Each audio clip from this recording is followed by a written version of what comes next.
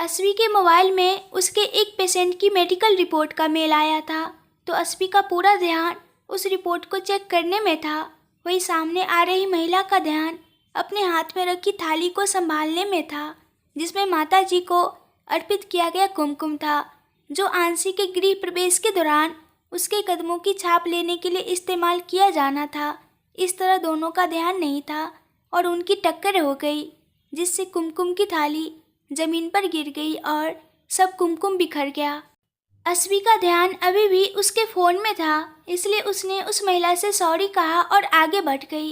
इस कारण उसके कदम उसी बिखरे कुमकुम पर पड़े, जिससे उसके कदमों की छाप हवेली के मेन डोर से लेकर हॉल तक फर्श पर छप गई। थाली के गिरने की आवाज़ सुनकर हॉल में बैठे सभी लोगों की नज़र उस तरफ गई। उनमें से एक लड़की ने ऊंची आवाज़ में उस महिला से पूछा, क्या हुआ रमा?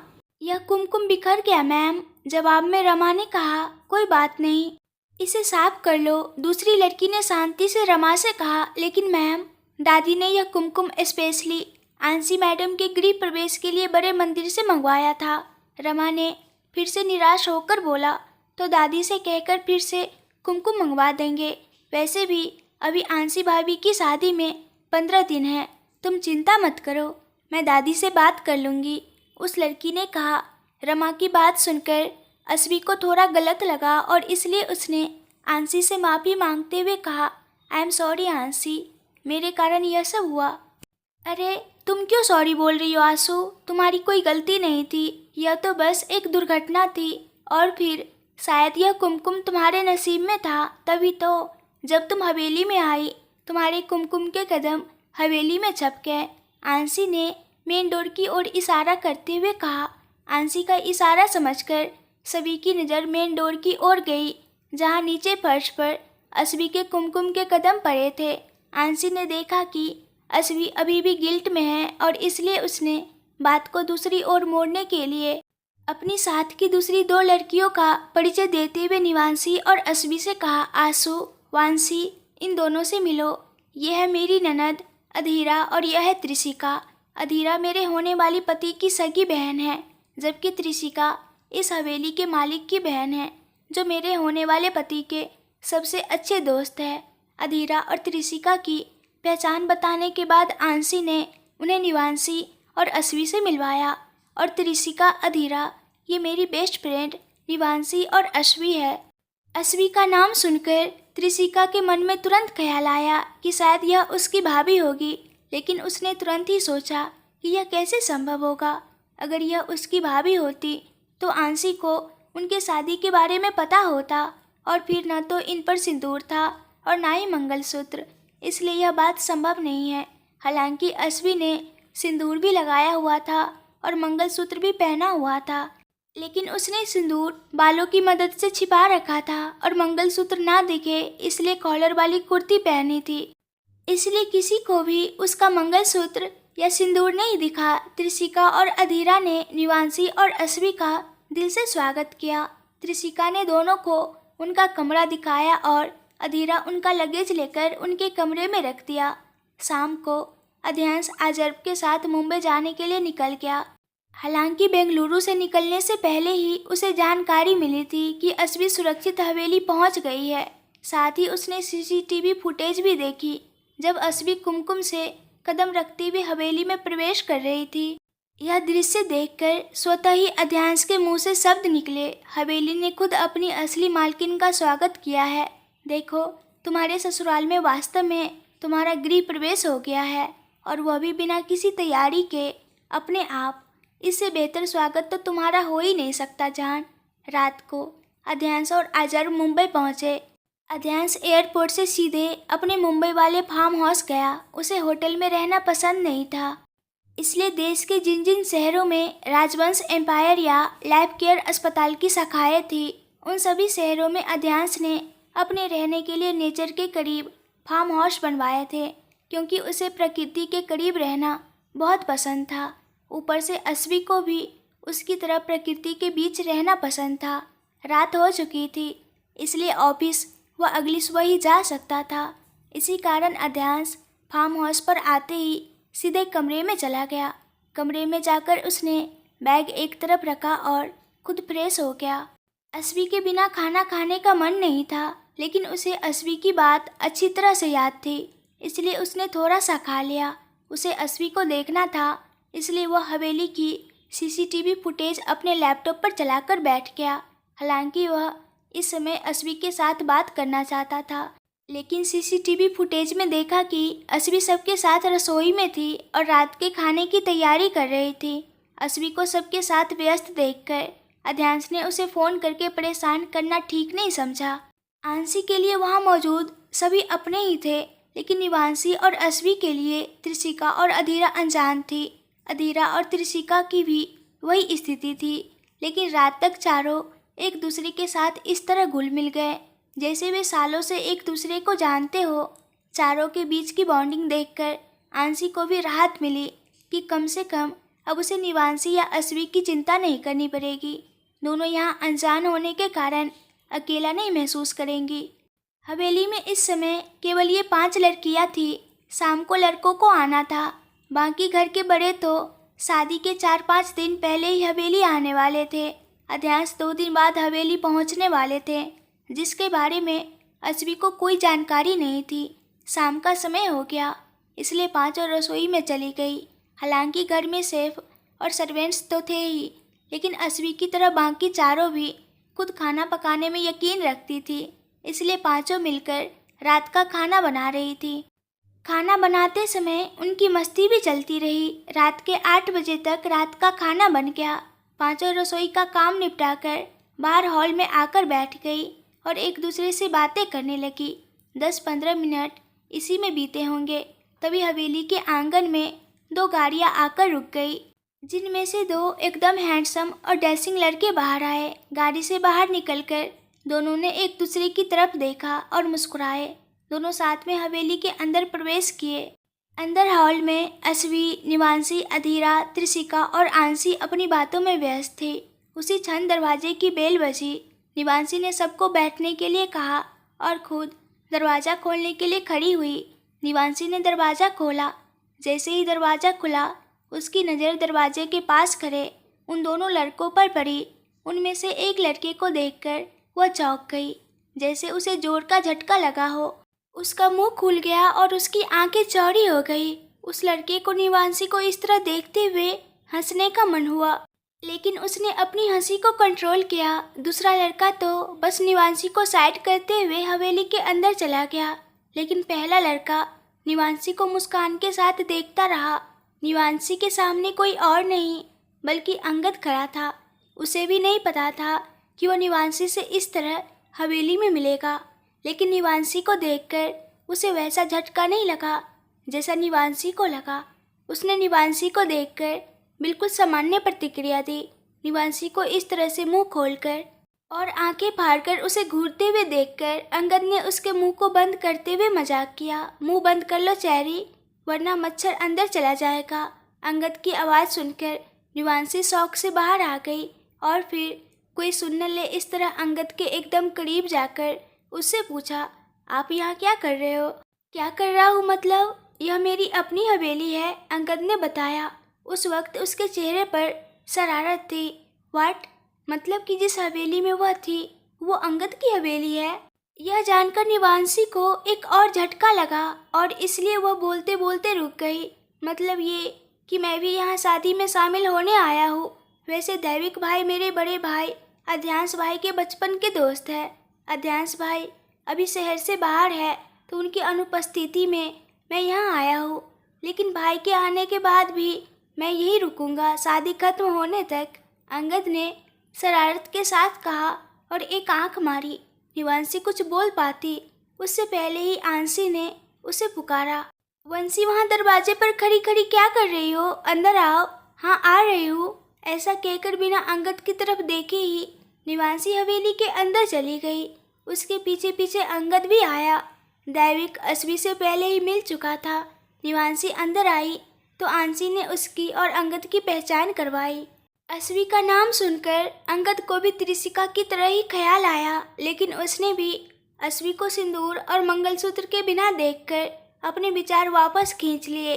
डिनर का समय हो गया था, इसलिए आंसी ने पहले सभी को डिनर करने के लिए कहा। दैविक और अंगद बाहर से आए थे, इसलिए दोनों पहले अपने अपने कमरों में जाकर फ्रेश हो गए, फिर कपड़े बदलकर नीचे डाइनिंग टेबल पर आए। तब तक सारा खाना डाइनिंग टेबल पर सजा दिया गया था।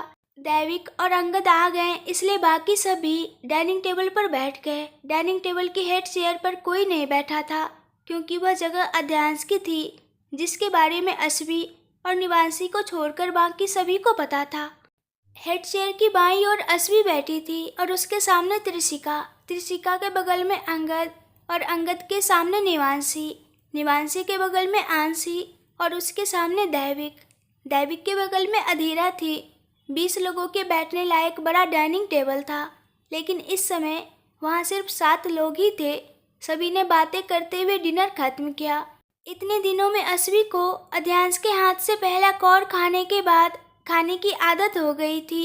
आज अध्यांश वहाँ नहीं था, इसलिए उसका मन खाने में नहीं था, लेकिन सभी के सवालों से बचने के लिए उसने थोड़ा बहुत जबरदस्ती खा लिया।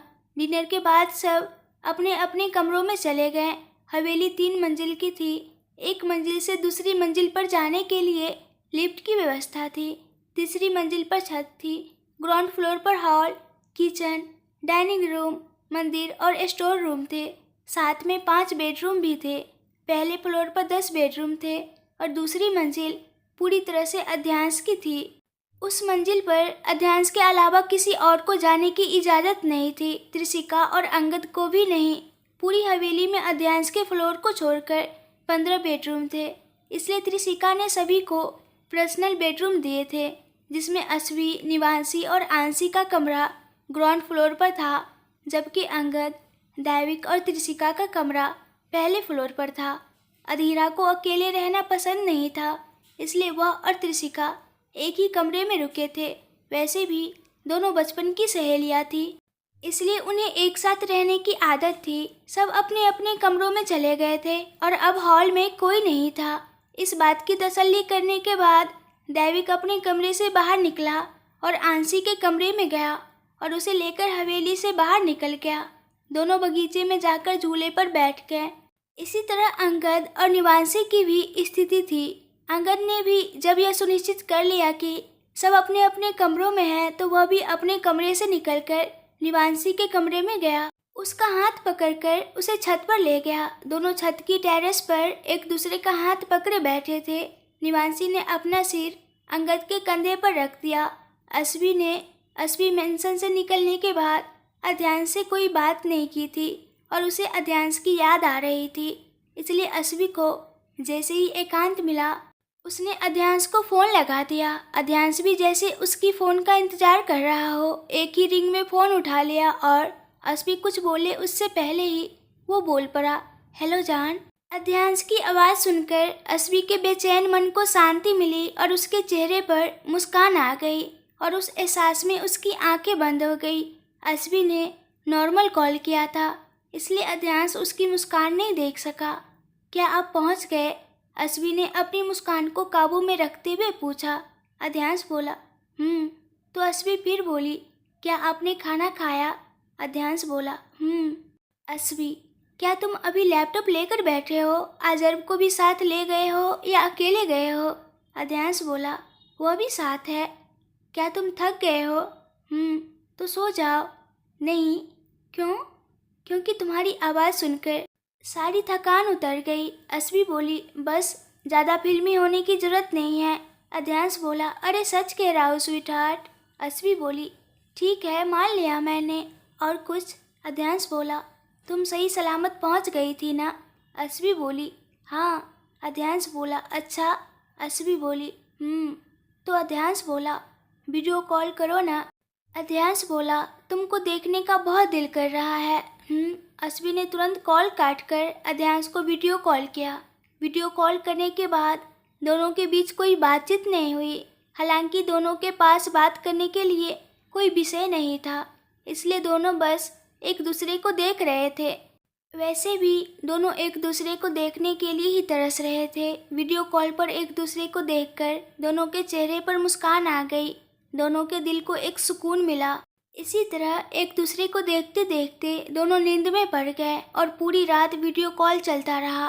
देविकांशी और अंगद निवांशी भी देर रात तक एक दूसरे के करीब रहे। जब उन्हें लगा कि उनके पार्टनर को अब नींद आ रही है, तब दोनों कपल अपने अपने पार्टनर से अलग होकर अपने अपने कमरे में चले गए। शिमला में निहाल हॉस्पिटल से जल्दी घर आ गया था, क्योंकि जिस डिटेक्टिव को उसने रखा था उस आदमी ने फ़ोन करके निहाल से मिलने की अपॉइंटमेंट मांगी थी। इसलिए डिटेक्टिव का फ़ोन आने पर निहाल के मन में एक आशा जाग गई कि अब उसे उन सभी सवालों के जवाब मिल जाएंगे जो वह इतने समय से खोज रहा था। निहाल तो जल्दी आ गया और उस जगह पर भी पहुंच गया जहां उसे उस डिटेक्टिव ने मिलने के लिए बुलाया था, लेकिन उस आदमी के कोई संकेत नहीं मिल रहे थे। निहाल ने लगातार 3 घंटे तक उस आदमी का इंतजार किया, तब वह व्यक्ति वहां आया। उसे देखकर निहाल ने सवाल पूछना शुरू कर दिया। क्या पता चला? परी की शादी किसके साथ हुई? क्या हुआ? क्यों उसके पति ने उसे छोड़ दिया? उसके पति ने उसे ज़बरदस्ती शादी क्यों की? वह अभी कहाँ है? उसके परिवार में कौन कौन है? क्या उसके परिवार में परी के बारे में किसी को कुछ पता है? क्या उसके परिवार ने परी की शादी को स्वीकार किया था? क्या परी का अध्ययन सिंह राजवंश से कोई संबंध है?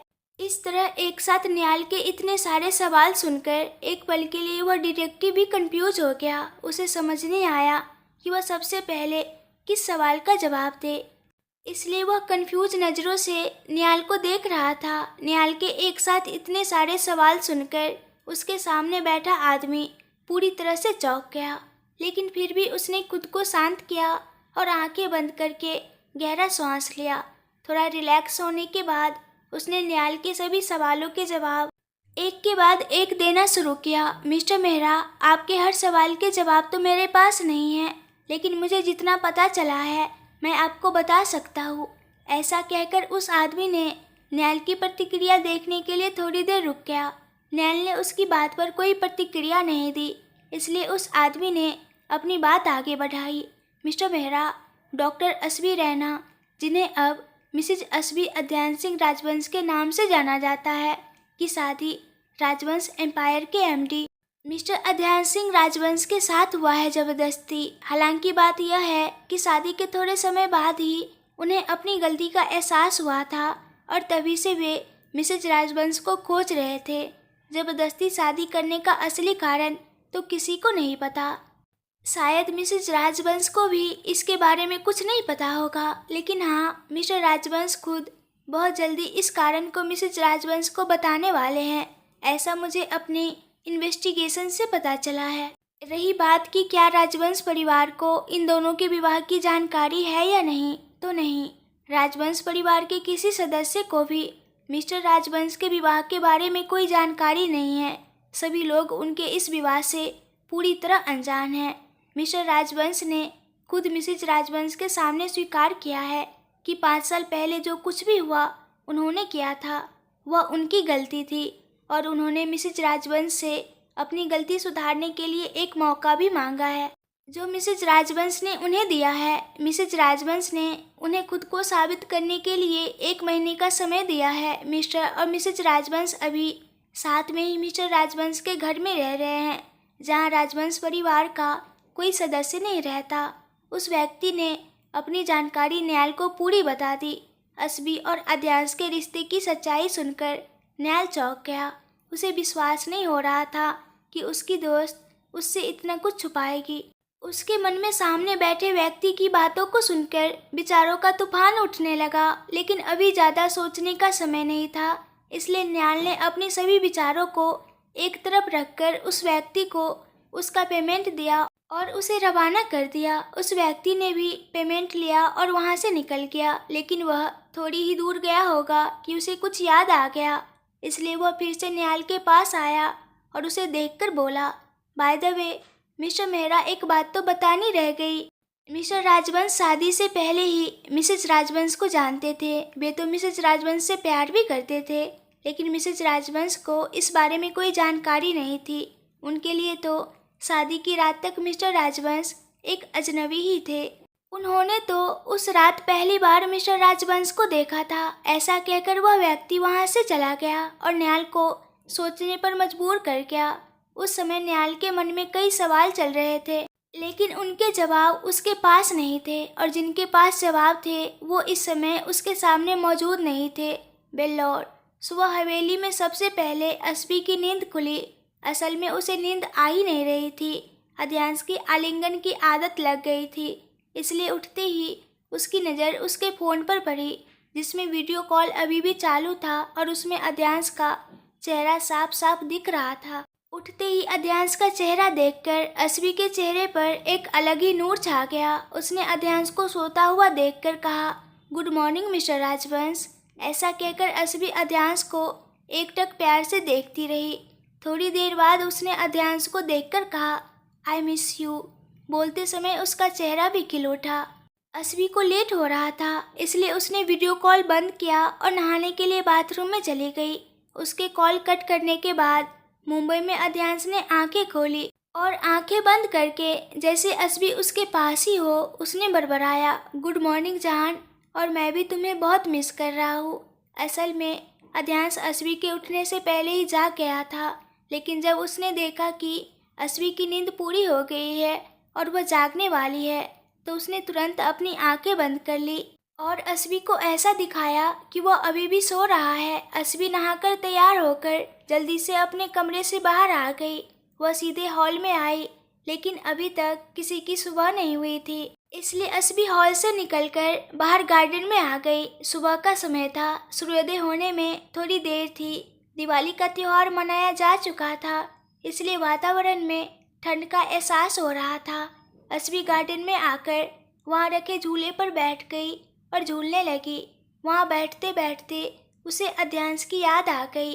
अध्यांश का उसे छोटे बच्चे की तरह लाड प्यार करना, उसकी छोटी छोटी जिदें पूरी करना, अध्यांश के सरप्राइज, उसके साथ सेल्फी लेना, कपल पिक्चर खिंचवाना, आदि आदि याद करके अस्बी के चेहरे पर भी एक मुस्कान आ गई। उसे अध्यांश के साथ बात करने का मन हुआ, लेकिन फिर उसे याद आया कि जब वह उठी थी तब अध्यांश सो रहा था, इसलिए अस्बी ने उसे डिस्टर्ब न करने का फैसला लिया और अध्यांश की यादों में खो गई। थोड़ी देर बाद सूर्योदय हुआ। उसके बाद भी अस्बी वहीं बैठी रही। थोड़ी देर और बैठने के बाद अस्बी हवेली के अंदर चली गई। अब बाकी सभी लोग भी उठ चुके थे और हॉल में बैठे थे। अस्बी ने हॉल में आकर सभी को नहा धोकर आने के लिए कहा ताकि वह मंदिर में जाकर आरती कर सके। अस्बी की बात मानकर सभी फ्रेश होने चले गए। 10-15 मिनट में सभी वापस नीचे आ गए और सीधे मंदिर में चले गए, जहां अस्बी ने आरती की सभी तैयारियां कर ली थी और उनका इंतजार कर रही थी। जब सभी आ गए तो अस्बी ने आरती शुरू की। आरती करने के बाद अस्बी ने सभी को आरती और प्रसाद दिया और फिर सभी लड़कियां सुबह का नाश्ता बनाने रसोई में चली गई। आधे घंटे में नाश्ता बन गया तो अस्बी ने दैविक और अंगद को भी नाश्ता करने के लिए बुला लिया। सभी डाइनिंग टेबल पर बैठकर नाश्ता कर रहे थे। तभी त्रिशिका ने बात छेड़ी, दैविक भाई, आपके शादी में आपके सभी दोस्त आएंगे ना? दैविक त्रिशिका के कहने का मतलब समझ गया, इसलिए उसने भी उसी तरह जवाब दिया, डोरेमोन, सभी आएंगे ही। दैविक और अध्यांश के बाकी सभी दोस्त त्रिशिका को डोरेमोन कहकर ही बुलाते थे। सच में भाई? त्रिशिका ने फिर से सवाल किया। डोरेमोन, तुझे भी पता है कि जिस नाम की बात तू कर रही है उसका आना असंभव है और उसके पीछे का कारण भी तुझे अच्छे से पता है, तो फिर क्यों पूछती है? दैविक थोड़े निराश स्वर में बोला। लेकिन दैविक भाई, दुश्मनी तो भाई और अथर्व भाई के बीच है ना, तो फिर वो आपके शादी में क्यों नहीं आएंगे? दैविक का जवाब सुनकर त्रिशिका भी उदास हो गई, क्योंकि दैविक भाई की शादी भाई की हवेली में है और तेरे अथर्व भाई के लिए भाई उनके दुश्मन हैं। इस बार अंगद ने कहा। लेकिन मैं हार नहीं मानूंगी, मैं अथर्व भाई को मनाऊंगी और मुझे विश्वास है कि अथर्व भाई मेरी बात को नहीं टालेंगे और वह निश्चित रूप से दैविक भाई की शादी में आएंगे। त्रिशिका के विश्वास को देखकर सभी खुश हो गए, सिवाय एक के। उस एक के चेहरे पर खुशी के बजाय उदासी के भाव उभर आए। त्रिशिका, गलत जिद मत कर, अथर्व भाई नहीं आएंगे और तुम हर्ट होगी। अंगद ने उसे समझाया, लेकिन त्रिशिका तो जैसे किसी की भी बात सुनने को तैयार नहीं थी। आत्मविश्वास के साथ बोली, भाई जिद तो आप कर रहे हैं, मैं नहीं। मैं तो आज ही अथर्व भाई से मिलने जा रही हूँ और उन्हें मनाकर साथ भी लाऊंगी। देख लेना आप। डोरेमोन, तुम अकेले नहीं जाओगी। आखिरकार दैविक ने त्रिशिका की बात मान ली। ओके भाई, मैं अधीरा को साथ ले जाऊंगी। त्रिशिका ने दैविक की बात मान ली और फिर अधीरा की तरफ देखते हुए पूछा, अधी, तुम आओगी ना मेरे साथ? अधीरा जाना तो नहीं चाहती थी, लेकिन त्रिशिका ने बहुत आशा से उसकी तरफ देखा था, इसलिए केवल त्रिशिका की खुशी के लिए अधीरा ने सिर झुकाकर हाँ कहा। ओके ठीक है, तो फिर हम नाश्ता करके निकलेंगे। वैसे भी अथर्व भाई की ऑफिस पहुंचने में 2-3 घंटे लगेंगे, त्रिशिका ने उत्साह में कहा। उसे इतनी सारी खुशी में देखकर वहाँ मौजूद सभी के चेहरों पर मुस्कान आ गई। त्रिशिका, जब जाने का समय आए तो चली जाना, लेकिन अभी तो नाश्ते पर ध्यान दो। त्रिशिका को ऐसा खुश देखकर अस्वी ने उसे टोका। सॉरी अस्वी दीदी, त्रिशिका ने अपने कान पकड़ते हुए हल्के से कहा। उसके बाद सबने अपना ध्यान नाश्ते पर लगाया। नाश्ता होने के बाद त्रिशिका और अधीरा अथर्व से मिलने के लिए घर से निकल गई। दैविक और अंगद ऑफिस चले गए। घर में केवल अस्वी, आंसू और निवांशी 3 ही बची थी। दोपहर का लंच बनाने के अलावा तीनों के पास कुछ और काम नहीं था, इसलिए तीनों मिलकर पूरी हवेली को देखने लगी। तीनों ने पूरी हवेली देख ली, सिवाय सेकेंड फ्लोर के, क्योंकि त्रिशिका ने पहले ही तीनों को बता दिया था कि उस फ्लोर पर जाने की सभी को मनाही है।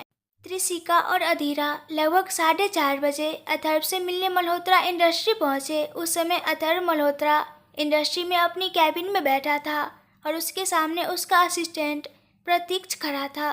प्रतीक्ष, अब बोलने का कष्ट करोगे कि तुम्हें कुछ जानकारी मिली या नहीं? अथर्व गुस्से में था। सॉरी सर, लेकिन आप जो जानकारी चाहते हैं वह हमारे हाथ में नहीं आई है, प्रतीक्ष ने सिर झुकाते हुए कहा। क्या सॉरी? एक छोटा सा काम तुमसे नहीं हो रहा? तुम्हें पता है ना कि अध्ययन सिंह राजवंश को तोड़ने के लिए उसकी कमजोरी पर हमला करना कितना जरूरी है। तो फिर तुम अब तक उस लड़की के बारे में जानकारी क्यों नहीं निकाल सके? प्रतीक्ष के मुंह से सॉरी सुनकर अथर्व ने अपने हाथ में रखे पेपर वेट से हल्का सा वार किया। हालांकि प्रतीक्ष पहले ही नीचे झुक चुका था, इसलिए उसे चोट नहीं लगी, लेकिन उसके पीछे रखा कांच जरूर टूट गया। सर, अगर आपको उनकी कमजोरी का फायदा उठाना है तो फिर उस लड़की को किनारे करके अध्ययन सिंह राजवंश की लाडली यानी उनकी छोटी बहन को उठा लेते हैं। वो भी तो अध्ययन सिंह राजवंश की कमजोरी है ना। एक बार अध्ययन सिंह राजवंश की बहन को उठा लिया तो आप उनके साथ जो चाहे कर सकते हैं। प्रतीक्ष ने अथर्व की बात सुनकर एक आइडिया दिया। अपने असिस्टेंट की बात सुनकर अथर्व सचमुच का गुस्से में उठ खड़ा हुआ। अगर तुम अपनी सलामती चाहते हो तो अभी के अभी मेरी नज़रों से दूर हो जाओ, नहीं तो मैं तुम्हें इस दुनिया से गायब कर दूंगा।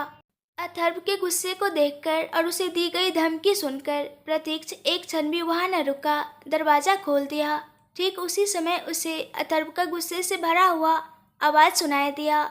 और जाते जाते एक बात मेरी याद रखो, अध्ययन सिंह राजवंश से मेरी दुश्मनी है, लेकिन इसका मतलब यह नहीं है कि मैं उसके परिवार या खासकर उसकी बहन को इस दुश्मनी में लाऊं। अरे डोरेमोन तो मेरी जान है, मैं उसे नुकसान पहुंचाने के बारे में सोच भी नहीं सकता, इसलिए जितना जल्दी हो सके अपने दिमाग से भी यह बात निकाल दो। जी सर, प्रतीक्ष ने धीरे से कहा और फिर राजधानी एक्सप्रेस की स्पीड से कैबिन के बाहर निकल गया। उसके जाने के बाद भी अथर्व गुस्से में ही था और अपने गुस्से को शांत करने के लिए आंखें बंद करके बैठा था। उसके कान में बार बार थोड़ी देर पहले प्रतीक्ष ने जो कहा था उसके ही प्रतिध्वनि गूंज रही थी। अथर्व अभी भी अपने विचारों में डूबा हुआ था। तभी उसकी कैबिन का दरवाज़ा खुला। दरवाजे के खुलने की आवाज़ सुनकर अथर्व को लगा कि प्रतीक्ष लौट आया होगा, इसलिए उसने अपनी आंखें बंद रखकर गुस्से में कहा, एक बार कहा तो समझ नहीं आता तुम्हें? कहा ना कि मेरी नज़रों से दूर हो जाओ। अथर्व कुछ और बोलता इससे पहले ही एक मधुर आवाज़ उसके कानों में पड़ी। अथर्व भाई, तुम कितना गुस्सा कर रहे हो? तुम्हें पता है ना कि गुस्सा सेहत के लिए हानिकारक है, तो फिर तुम हमेशा गुस्से में क्यों रहते हो? जानी पहचानी आवाज़ सुनते ही अथर्व ने अपनी आंखें खोली और सामने देखा तो उसका आश्चर्य का कोई ठिकाना नहीं रहा, क्योंकि सामने त्रिशिका खड़ी थी। डोरेमोन, त्रिशिका को देखकर अथर्व का गुस्सा क्षण भर में गायब हो गया और उसकी जगह मुस्कान आ गई। त्रिशिका को देखते ही अथर्व अपनी जगह से उठकर त्रिशिका के पास गया और उसे गले से लगा लिया। थोड़ी देर ऐसे ही रहने के बाद वह उससे अलग हुआ।